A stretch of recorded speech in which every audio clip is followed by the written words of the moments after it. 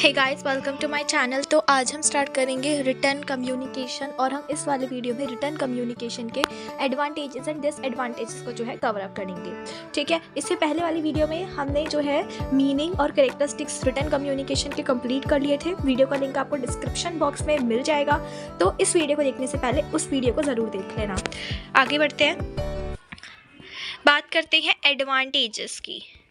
तो एडवांटेजेस आप देख लेते हैं। रिटर्न कम्युनिकेशन में पढ़ा था, जो भी बात हम अगर लिखकर पहुंचाते हैं अपने रिसीवर को, जो है सेंडर लिखकर अपनी बात देता है, वो मेरा रिटर्न कम्युनिकेशन होता है। और ये मोस्टली मेरा फॉर्मल प्लेसेस पर इस्तेमाल किया जाता है। ठीक है, जहाँ पर आप अपनी बात को बोलकर नहीं जो है उसको अपनी बात उस तक पहुँचा सकते हो, वहाँ पर आप रिटर्न कम्युनिकेशन का यूज़ करते हो, लिखकर अपनी बात पहुँचाते हो।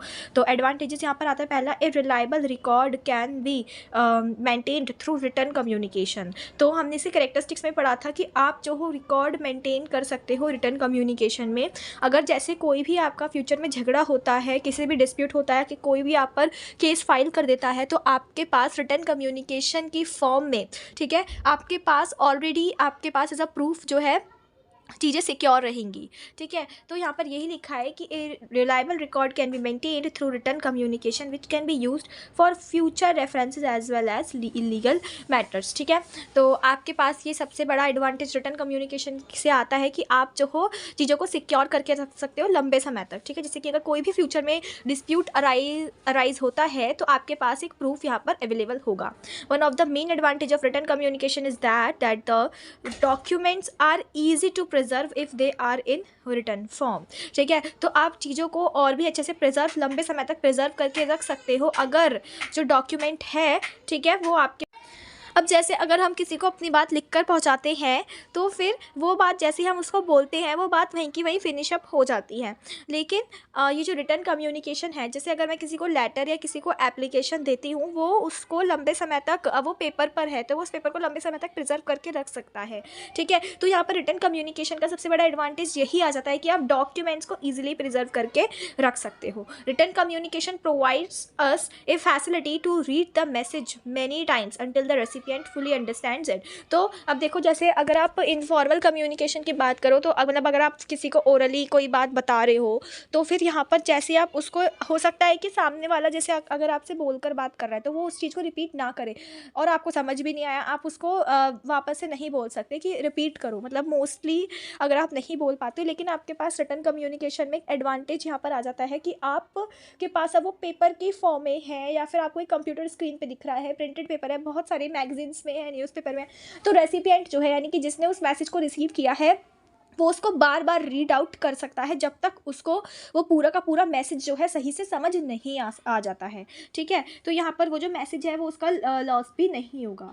ठीक है, अब यहाँ पर नेक्स्ट आता है, modifying the content of a written message is not possible, hence it can not be distorted. अब यहाँ पर यही लिखा है, जो चीज़ एक बार लिख गई वो लिख गई, अब आप उसको चेंज नहीं कर सकते हो। ठीक है, तो जैसे कि हमने देखा था कि यहाँ पर फॉल्सिफिकेशन या फिर कोई भी ऑल्ट्रेशन नहीं होता है रिटर्न कम्युनिकेशन में। ठीक है, तो आपके पास ये एडवांटेज हो जाता है कि दूसरे तक, ठीक है, जैसे फर्स्ट पर्सन से 20 पर्सन है जिनको हम एक मैसेज पहुंचाना है, अगर हम उसको बोलेंगे तो हो सकता है कि 20 वाले पर्सन तक पहुंचते पहुंचते जो 20 नंबर पर पर्सन है उस तक पहुंचते पहुंचते कई सारी नई चीज़ें उस मैसेज में ऐड हो जाए, कई सारी इंपॉर्टेंट डिटेल्स जो हैं वो उस मैसेज से निकल जाएँ। बट रिटर्न कम्युनिकेशन में हमको एक बहुत अच्छा फ़ायदा ये होता है कि आप किसी एक चीज़ को लिखकर जो है पास ऑन कर दोगे उस फर्स्ट पर्सन से सेकेंड पर्सन तक, जब वो पहुँचेगा वो वैसा का वैसा ही पहुंचेगा जैसा कि स्टार्टिंग में था, या फिर जैसा वो मैसेज बना हुआ है। तो यहाँ पर कोई भी फॉल्सिफिकेशन, कोई भी मॉडिफिकेशन यहाँ पर नहीं कर सकते हैं। तो चीज़ें भी यहाँ पर जो है डिस्टॉर्टेड नहीं होती हैं, ख़राब नहीं होती हैं, या फेक चीज़ें ऐड ऑन नहीं होती हैं। ठीक है, ऑल्ट्रेशन यहाँ पे नहीं होता है। फिर यहाँ पर आता है, it prevents waste of time and money.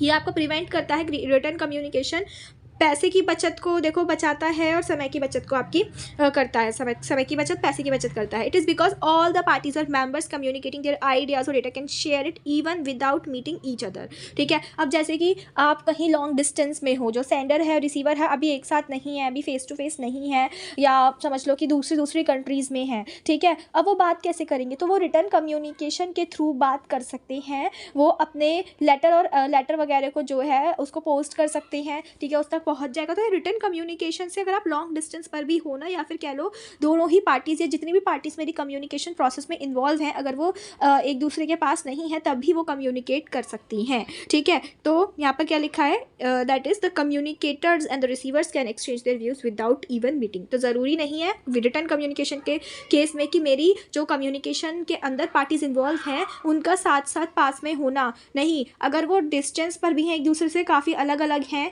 ठीक है, या फिर कोई ऐसी रीज़न है जिसकी वजह से वो आपस में नहीं मिल सकते हैं, तो इट्स ओके, वो तब भी यहाँ पे रिटर्न कम्युनिकेशन की हेल्प से कम्युनिकेट कर सकते हैं। तो ये मेरे आते हैं कुछ फ्यू एडवांटेजेस, ठीक है, जिसमें हमने क्या देखा कि आप रिकॉर्ड मेंटेन कर सकते हो, आप उसको लंबे समय तक एज अ डॉक्यूमेंट, मतलब कि ये जो डॉक्यूमेंट इजीली आप प्रिजर्व कर सकते हो। और उसके बाद हमने देखा कि वो जो रेसिपिएंट है वो उसको मैनियर टाइम्स उस मैसेज को पढ़ सकता है जब तक उसको वो समझ नहीं आ जाता है।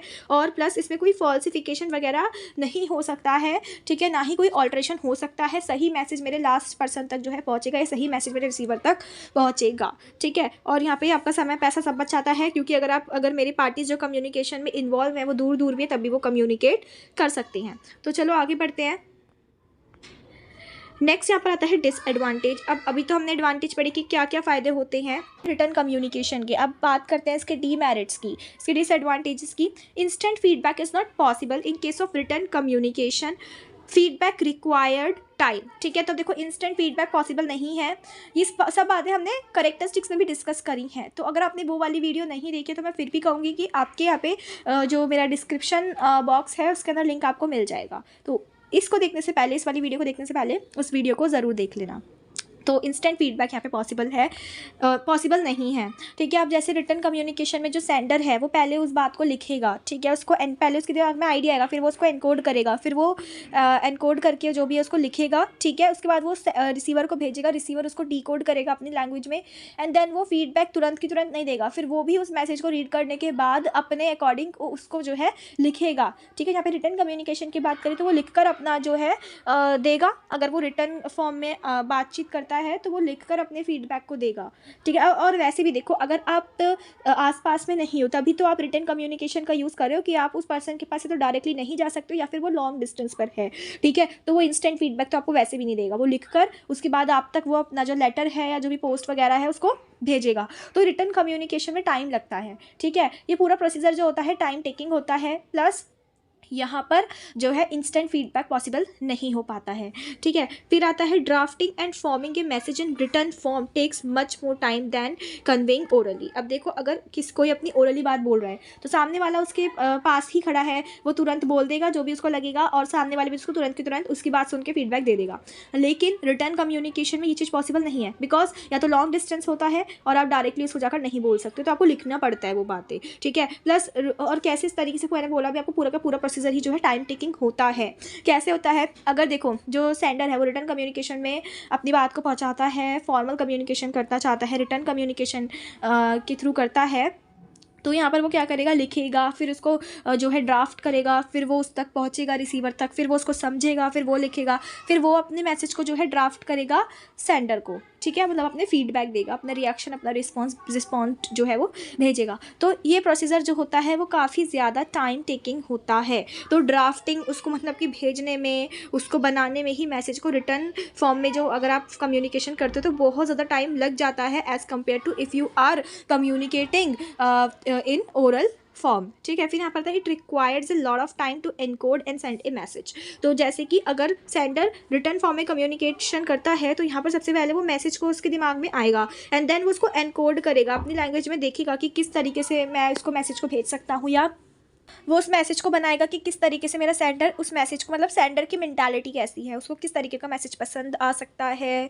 या फिर वो किस टाइप का पर्सन है जो अगर मैं इस फॉर्म में भेजूंगा तो वो मैसेज को जल्दी कैच कर लेगा, या फिर वो ऐसी कौन सी चीज़ है जो मेरे मैसेज से एक्सपेक्ट करता है, या फिर मैं किस तरीके से अपने मैसेज को बनाऊं कि जो मेरा मेन मोटिव है, ठीक है, इस मैसेज को भेजने का रिसीवर तक, वो उसको पता चले, उसको मेरे मैसेज को पढ़कर वही सेम चीज़ जो है उसके दिमाग में जाए, ठीक है। तो इस चीज़ में एनकोड करने में प्लस मैसेज को भेजने में, अब ड्राफ्ट करेगा किस फॉर्म में उसको जो है भेजना है, फिर उस तक पहुंचने में बहुत टाइम लग जाता है। तो लॉट ऑफ टाइम लगता है एनकोड करने में और मैसेज को भेजने में। फिर आता है मेरा being written in nature it is less flexible and can not be changed easily. अब देखो लिखा हुआ है तो आप इसको ईजिली चेंज नहीं कर सकते हो। अभी तक हम पढ़े थे नहीं कर सकते हो चेंज, ठीक है। यानी कि हमने अभी तक ये पढ़ा था कि अगर कोई मैसेज बन चुका है पूरे के पूरे ऑर्गेनाइजेशन के अंदर सर्कुलेट होने के लिए, तो हम जो भी बात अपने ऑर्गेनाइजेशन तक पहुंचाना चाहते हैं वो बिना किसी फॉल्सिफिकेशन के या फिर अनवांटेड ऑल्ट्रेशन के पूरी ऑर्गेनाइजेशन में वो चीज़ें जो हैं बिना किसी चेंज के पहुंच जाएंगी और सब तक सेम ही मैसेज जाएगा, ठीक है। बट अब यहाँ पे बोला गया है कि आप इसको मतलब कम फ्लेक्सिबल है, ठीक है, चेंज हो सकता है, पर इसके लिए भी कुछ फ्यू फर्दर आगे कुछ अलग ही प्रोसीजर यहाँ पर जो है होता है, ठीक है। अगर आप चेंज करना चाहते हो तो फिर जैसे किसी के ऑथेंटिसिटी से आप इसको चेंज कर सकते हो, फिर कोई अलग ही प्रोसीजर जो है आपको इसका कोई स्पेसिफिक प्रोसीजर होता होगा तब जाके आप इसको चेंज कर सकते हो, ठीक है। तो जैसे कि होता है ना कि आपके स्कूल वगैरह में, कॉलेज वगैरह में पहले कभी कुछ और नोटिस आता है कि कल आपका जैसे ब्लड को डोनेट करने का कैंप लग रहा है मैं आपके कॉलेज में, फिर पता चलता है कि नहीं वो कैंसिल हो गया है या फिर इसके नेक्स्ट डे लगेगा या 2 दिन या 3 दिन बाद जो है वो लगेगा। तो उसके बाद वो मैसेज फिर से बनकर आता है कि जो अब ये जो है अब ये इस तरीके से हो रहा है, कल नहीं है। तो ठीक है, लेस फ्लेक्सिबल है ये, ठीक है, हो सकता है चेंज, बट इसका कोई अपना अलग स्पेसिफिक प्रोसीजर होता है, ठीक है, लेकिन ये लेस फ्लेक्सिबल है और आप इसको इजीली चेंज नहीं कर सकते हो। तो ये एक डिसएडवांटेज यहाँ पर आ जाता है। Sometimes due to the use of complex words, ठीक है, ये डिफ़िकल्ट हो जाता है, it becomes difficult for the reader to understand. तो ये काफ़ी ज़्यादा डिफ़िकल्ट हो जाता है रीडर के लिए उस चीज़ को समझना, ठीक है। अब कोई ऐसी चीज़ है, अगर मैं यहाँ पर जैसे मैंने फॉल्सिफिकेशन अपनी लास्ट वीडियो में ऐड ऑन कर दिया था, फॉल्सिफिकेशन अनवांटेड ऑल्ट्रेशन, मैंने आपको उसका मीनिंग जो है समझाया था, वो थोड़े फैंसी वर्ड्स थे, ठीक है, लेकिन हाँ समझने में भी ईजी थे, बट हर कोई नहीं समझ सकता है। तो हो सकता है कि कोई लिखकर सेंडर ने कोई ऐसा काफ़ी ज़्यादा डिफ़िकल्ट सा वर्ड डाल दिया जो रिसीवर को नहीं समझ आ रहा है। तो हो सकता है या तो वो अपना फीडबैक ना रख पाए, उसको मैसेज समझ नहीं आया है, या फिर वो उस मैसेज का अलग ही मीनिंग ले जाए। तो यहाँ पर एक डिसएडवांटेज जुड़ जाता है कि कॉम्प्लेक्स वर्ड का इस्तेमाल करने की वजह से ये काफ़ी ज़्यादा डिफ़िकल्ट हो जाता है रीडर के लिए उस चीज़ को समझ पाना, ठीक है।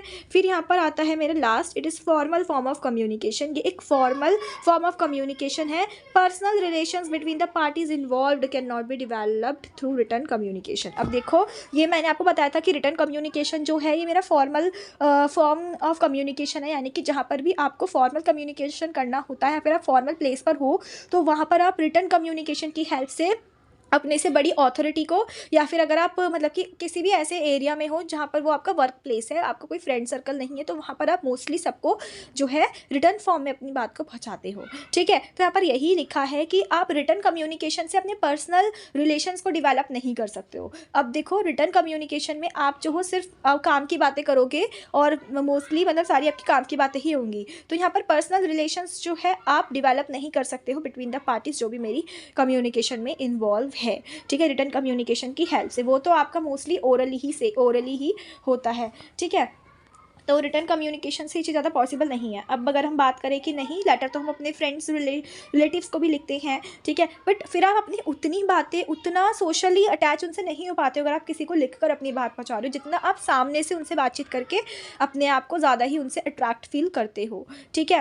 वो ज़्यादा जो अटैचमेंट आपको होती है वो मोस्टली सामने ओरली बात करके जैसे होती है, ठीक है। आप ज़्यादा और भी अपनी बातें जो है उनसे अपने आइडियाज़, नॉलेज, थाट्स उनसे और भी ज़्यादा अच्छे से और काफ़ी सारे जो है उनसे डिस्कस कर पाते हो अगर आप उनके साथ एक्सचेंज कर पाते हो, अगर आप ओरली आपस में बात करते हो। तो डिसएडवांटेज एक मेरा ये भी आ जाता है कि यहाँ पर जो रिलेशंस हैं पार्टीज़ के वो उतने स्ट्रॉन्ग नहीं हो पाते हैं, यहाँ पर कोई पर्सनल रिलेशन यहाँ पे आप बिल्डअप नहीं कर सकते हो रिटर्न कम्युनिकेशन में, ठीक है।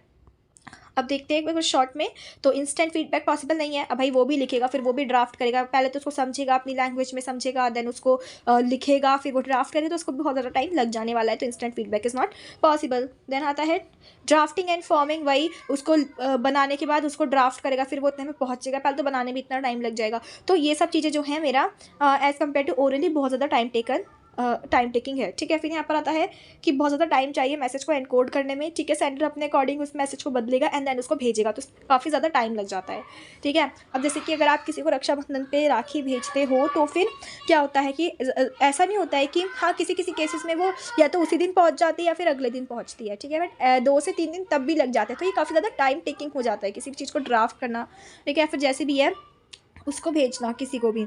तो यहाँ पर यही लिखा है। फिर यहाँ पर आता है बीइंग रिटर्न इन नेचर क्या होता है, लेस फ्लेक्सिबल होता है, आप उसको ईजिली चेंज नहीं कर सकते हो, ठीक है। समटाइम्स कॉम्प्लेक्स वर्ड की वजह से मेरा रिसीवर जो है मैसेज का मतलब नहीं समझ पाता है, ठीक है। तो यहाँ से हमें एक और सीख मिलती है कि हमको जो है फैंसी वर्ड्स का यूज़ ना करके हमें बहुत सिंपल से बेसिक वर्ड्स का जो है यूज़ करना है, ठीक है। फिर यहाँ पर आता है फॉर्मल फॉर्म ऑफ कम्युनिकेशन। यहाँ पर ये जो है एक फॉर्मल फॉर्म ऑफ कम्युनिकेशन है और इससे हम अपने पर्सनल रिलेशनशिप को जो है बिल्डअप नहीं कर सकते हैं या फिर उतना ज़्यादा किसी से सोशली अटैच नहीं हो सकते हैं रिटर्न कम्युनिकेशन करके। So this is all about आपके एडवांटेजेस डिसएडवांटेजेस। अगर आपको मेरा वीडियो पसंद आया तो वीडियो को लाइक कर देना, शेयर कर देना और मेरे चैनल को सब्सक्राइब करना मत भूलना। Thanks for watching.